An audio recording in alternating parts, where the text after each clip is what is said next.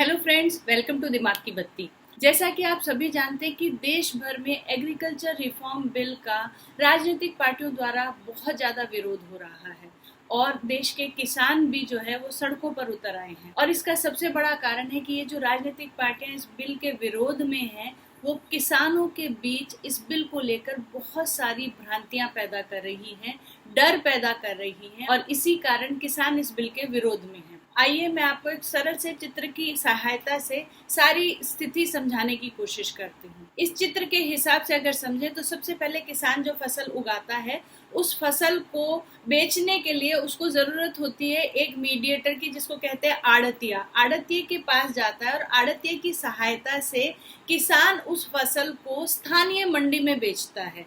इसके बाद स्थानीय मंडी से फल सब्जी और अनाज के विक्रेता जो है वो खरीदी करते हैं और उनसे जो है आप और मेरे जैसे बहुत सारे जो कंज्यूमर हैं, जो उपभोक्ता है, हम लोग फल सब्जियों की और अनाज की खरीदारी करते हैं।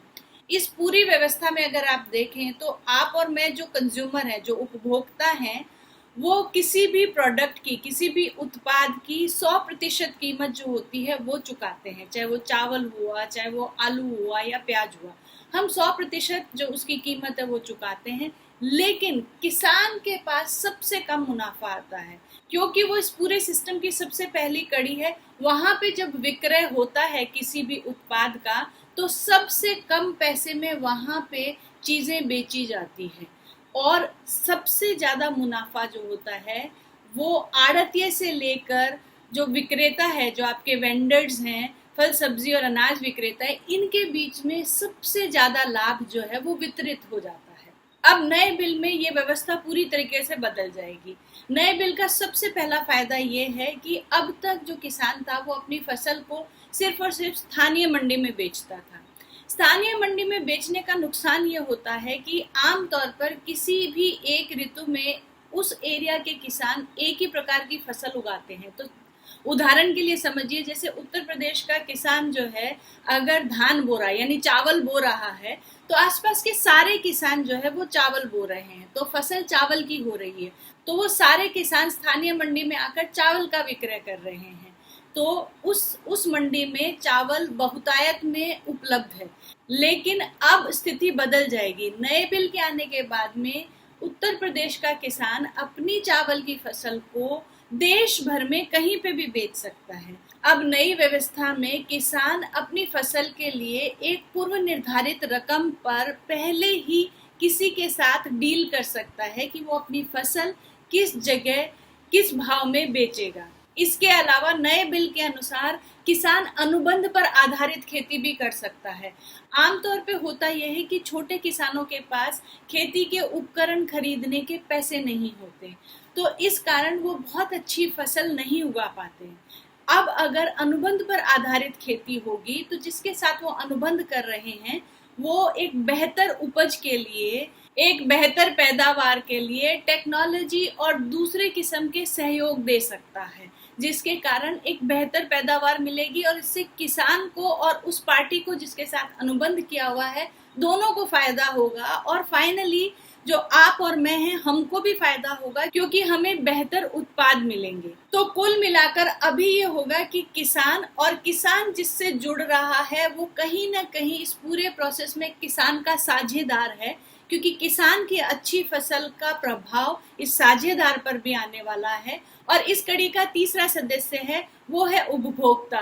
तो पूरा सिस्टम बहुत लिमिटेड लोगों में आ गया है। इसका फायदा ये होगा कि किसान को अपनी मेहनत का सही फल मिलना शुरू हो जाएगा। आप एक साधारण सी बात समझने की कोशिश कीजिए कि आज की तारीख में सुबह आंख खोलने से लेकर रात में सोने से पहले तक आप जो भी चीजें खाते हैं वो कहीं ना कहीं किसानों की मेहनत का फल होता है।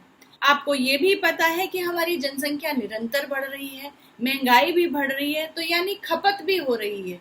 तो आप सोचिए कि जो किसान पैदा कर रहा है उसकी खपत हो रही है और ये खपत लगातार बढ़ रही है, लेकिन किसान की आर्थिक स्थिति बिल्कुल नहीं बदल रही। यानी कहीं ना कहीं वितरण में कमी है, कहीं ना कहीं वो किसान की पैदावार से जो पैसा आ रहा है वो प्रॉपर वितरित नहीं हो रहा, और वो वितरित नहीं हो रहा है इसी कारण किसान की आर्थिक व्यवस्था भी नहीं सुधर रही है। ये बिल सिर्फ और सिर्फ किसानों की आर्थिक व्यवस्था को सुधारने का एक बहुत ही खूबसूरत प्रयास है, लेकिन परेशानी ये होती है कि किसी भी नई चीज को अपनाने में लोगों को बहुत भय होता है, डर लगता है। अगर आपको याद हो कि जब राजीव गांधी पहली बार भारत में कंप्यूटर की बात करने लगे थे, उस वक्त भी बहुत विरोध के स्वर उठे थे कि कंप्यूटर आएगा तो लोगों की नौकरियां चली जाएगी। लेकिन विश्व में बदलते हुए माहौल को देखते हुए हमको बदलना जरूरी है। इस बिल का विरोध करने वाले लोग जो सबसे बड़ा लॉजिक दे रहे हैं वो है एमएसपी का। एमएसपी यानी मिनिमम सपोर्ट प्राइस, जिसको हिंदी में आप समझिए न्यूनतम समर्थन मूल्य। न्यूनतम समर्थन मूल्य सरकार द्वारा किसान को एक आश्वासन है कि अगर उसका उत्पाद कहीं पर नहीं बिक रहा है तो सरकार कम से कम इस मूल्य पे तो उसकी सारी फसल उठा ही लेगी।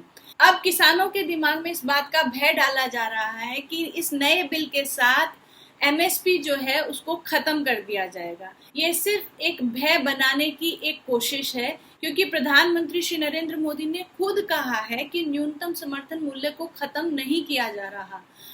पर साथ ही आपको ये जानना भी जरूरी है कि बहुत ही कम लोग ऐसे होते हैं जो न्यूनतम समर्थन मूल्य का फायदा उठा पाते हैं। आमतौर पर तो बहुत सारे लोग न्यूनतम समर्थन मूल्य की प्रक्रिया से जूझना ही नहीं चाहते, क्योंकि उसके लिए प्रक्रिया के नियम कायदों को फॉलो करना पड़ता है। तो नॉर्मली होता यह है कि किसान न्यूनतम समर्थन मूल्य से कहीं कम पैसों में आड़तियों को अपनी फसल बेच देते हैं, क्योंकि उनको उस प्रोसेस से गुजरना नहीं होता। तो जो राजनीतिक पार्टियां न्यूनतम समर्थन मूल्य की जो दलील दे रही है वो सिर्फ और सिर्फ इस बिल पे एक प्रश्न चिन्ह लगाने की कोशिश भर है, क्योंकि किसान खुद भी जानता है कि उन्होंने कितनी बार न्यूनतम समर्थन मूल्य का फायदा उठाया है। आप में से काफी सारे लोग ऐसे हैं जो एंटरप्रेन्योरियल स्किल सेट रखते हैं या उद्यमी मानसिकता रखते हैं। उनको मैं इस बात को और सिंपल वे में इस तरीके से समझा सकती हूँ कि आप खुद सोचिए कि कितने सारे पढ़े लिखे लोगों ने ऑर्गेनिक फार्मिंग शुरू की और उन्होंने अपने खेतों में बहुत ही अलग अलग किस्म की सब्जियां और फल उगाने शुरू कर दिए। और अगर आप उन लोगों की जर्नी देखें, उन लोगों का सफर देखें, उनमें से कोई भी अपनी फसल को स्थानीय मंडी में नहीं बेच रहा है। ये जो उद्यमी मानसिकता वाले लोग हैं वो अपनी फसल को बेचने के लिए डायरेक्टली हाइपर सिटी, बिग बाजार जैसे जो प्लेयर्स हैं उनके पास जाते हैं, उनके साथ अनुबंध करते हैं और डायरेक्टली उनको बेचते हैं। वो भी यही कर रहे हैं कि वो बिचौलियों को खत्म कर रहे हैं ताकि सबसे ज्यादा मुनाफा वो कमा सके, उनको उनकी मेहनत का फल मिल सके। और जो नया बिल है वो यही कर रहा है। और एक और दलील जो राजनीतिक पार्टियां दे रही है वो ये कह रही है कि इससे कॉर्पोरेट वाले लोगों का दखल बढ़ जाएगा, उनकी मोनोपोली बढ़ जाएगी। किसानों के लिए परंपरागत व्यवस्था में एक बंधन है कि उनको अपनी स्थानीय मंडी में ही अपने उत्पाद को बेचना है, और स्थानीय मंडी में पहले से ही आड़तियों का एक कार्टेल बैठा हुआ है जो ये निर्धारित करता है कि कौन सी फसल किसान से किस राशि में खरीदी जाएगी, और ये जो राशि होती है वो एमएसपी से कम ही होती है। हमारे देश का किसान जो पूरे देश का पेट तो भरता है लेकिन उसके अपने घर में ही खाने के लाले पड़ जाते हैं। इस नए बिल से किसानों की आर्थिक स्थिति में यकीनन सुधार आएगा। जरूरत इस बात की है कि इस बिल का सही तरीके से क्रियान्वयन किया जाए, और ये तभी संभव है जब देश का किसान और देश की जनता खुले मन से इस बिल का स्वागत करे और प्रगतिशील सोच के साथ इस पर काम करना शुरू करे।